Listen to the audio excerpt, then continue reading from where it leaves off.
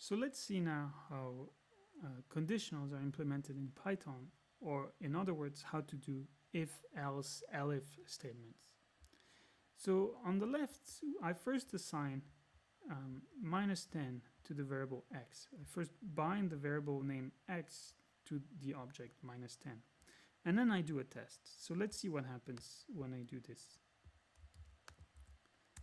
So x has value -10, and then I do an if test, and this if test is if x is less than 0, then print x is negative.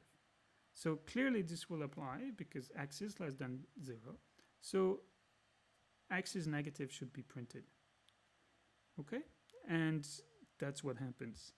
Now there is an elif statement. If x is equal to 0 and the first one has failed, and then I should print x is equal to 0, and then there is another elif statement.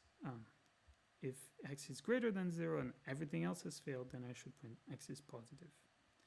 Okay, so if you look at this example, you can maybe understand a bit better what happens. So here I have assigned 0 to x, and then I do an if x is less than 0.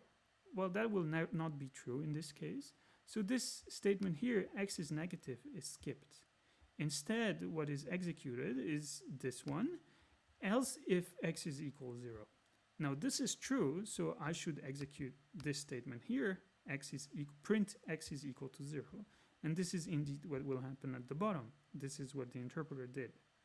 Now if you look carefully, you see that the next statement is else if x is greater than -1, print x is greater than -1, yet this line is printed, x cannot be 0.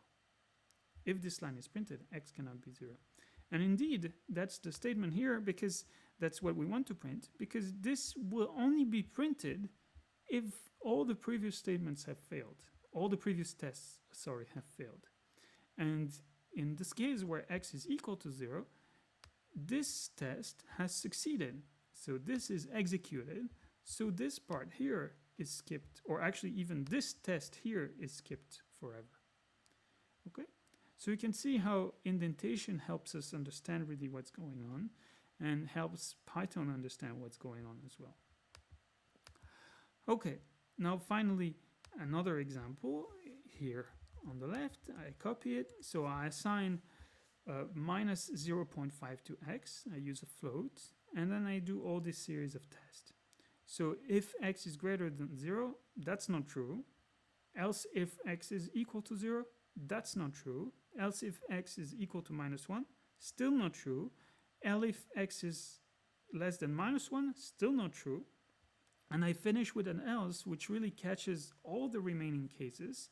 And this is it. And it will print x is between 0 and -1. And indeed, x is between 0 and -1 is eventually printed. Okay, so you can see if statements and how they work.